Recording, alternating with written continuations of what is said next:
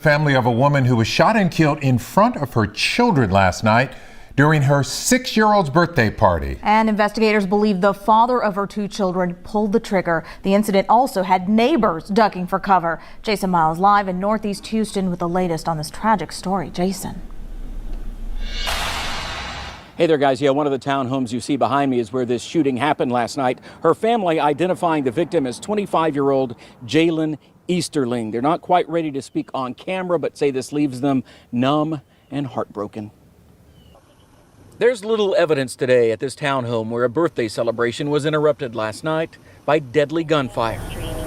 Houston police say a woman identified by her family as Jalen Easterling was throwing the party for one of her 2 young children when she was fatally shot multiple times in front of the kids, her boyfriend, and others. Oh man, my heart dropped. I was terrified. It was loud and it sounded like it was going into my home. Felicia Adams and her 2 children were in the adjoining townhome when she heard shouting seconds before witnessing the shooting and the suspect. Because he was angry. He was shouting and screaming. While her home wasn't hit, she later found bullet holes in her car.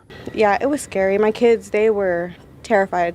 I have a 5-year-old and she wouldn't stop crying yesterday. Police believe the suspect left the scene in a white Chevy Tahoe. He's a man they and Easterling's family believe is the father of her children with whom she's had issues. We've had calls here in the past about some disturbances over child custody. Adams says she's willing to help whenever he's in custody. I know they know who he is and I hope that I can identify him correctly so that way we can go ahead and start bringing this to justice.